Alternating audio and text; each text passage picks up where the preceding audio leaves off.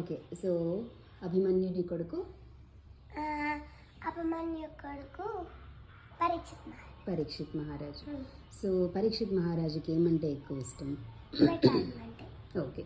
So ఒకరోజు ఏమవుతుంది, పరీక్షిత్ మహారాజు వేటాడడానికి వెళ్తే అప్పుడు అన్ని పట్టేసుకున్నాక ఒక జింకుంది, అది పారిపోయింది. అప్పుడు పరీక్షిత్ మహారాజు ఎతికి లేకుంటే ఒక ఋషి ఇట్లా ధ్యానంలో ఉంటే అప్పుడు పరీక్షిత్ మహారాజు పోయి అడుగుదామని అడిగితే ఎంత గట్టిగా అడిగినా కూడా ఆన్సర్ చేయడు, ఎందుకంటే ధ్యానంలో ఉంటాడు కదా. అప్పుడు చనిపోయిన పాము ఉంటే అప్పుడు దాన్ని వేసుకొని దాన్ని తీసేసి ఋషి పైన వేసేస్తే అట్లా వేసేసి వెళ్ళిపోతాడు. అప్పుడు శృంగి వచ్చేసి చూస్తే వాళ్ళ నాన్న పైన ఇట్లా పాము ఉంటే అప్పుడు అసలు ఎవరు మా నాన్న ఎంత గుట్టు కదా ధ్యానం చేసినప్పుడు ఎందుకు ఇట్లా చేసినారంటే అప్పుడు తక్షకుడు చూసింటాడు కదా, అది పోయి చెప్తే శృంగికి ఇట్లా అయిందంటే అప్పుడు పరీక్ష శృంగి ఏం చేశాడంటే ఇట్లా కోపం వచ్చేసి మా నాన్న పైన ఇట్లా వేస్తాడంటే అప్పుడు ఈ పరీక్షిత్ మహారాజ్ అప్పుడు వాళ్ళకి ఏమవుతుందంటే తక్షకుడు చెప్తాడు, నేను ఒక చిన్న పురుగుగా శృంగి శాపం పెడతాడు. ఇంకా నువ్వు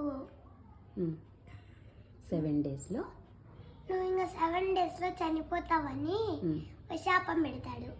అప్పుడు ఎట్లా చనిపోతాడు అంటే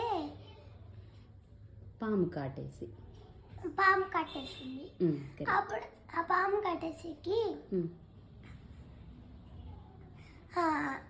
వీళ్ళు తక్షకుడు పరీక్షిత్ మహారాజు పెద్ద ఇల్లు కట్టేసి పెద్ద ఇల్లు ఆ ఇంటి పైన కూర్చుంటాడు.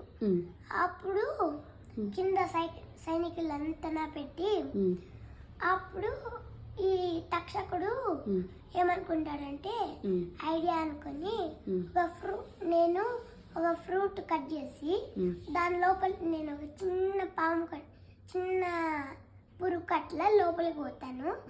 అప్పుడు అక్కడికి ఈ యాపిల్ ఈ ఫ్రూట్ ఇద్దాము.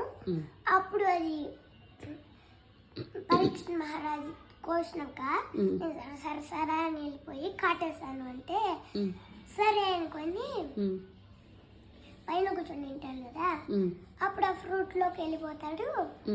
అప్పుడు వాళ్ళు తక్షకుడు వాళ్ళ సైనికులంతా ఇట్లా బ్రాహ్మిన్స్ అట్లా వేషం వేసుకొని వస్తారు. అప్పుడు ఏమవుతుందంటే ఈ వీళ్ళు వచ్చినాక అప్పుడు అక్కడికి స్టాప్ చేశారు. పరీక్షిత్ మహారాజు వాళ్ళ వాళ్ళ రాజ్యంలోకి వెళ్తారు. అప్పుడు పరీక్షిత్ మహారాజ్ చూస్తాడు కిందికి.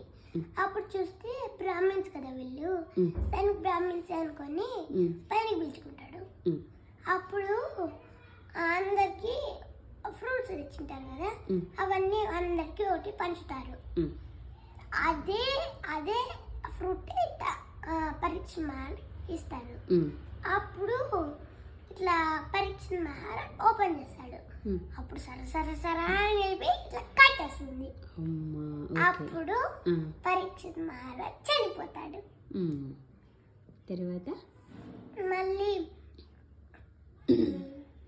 పరీక్షిత్ మహారాజు చనిపోయినప్పుడు తన కొడుకు చాలా చిన్న బేబీ అన్నమాట.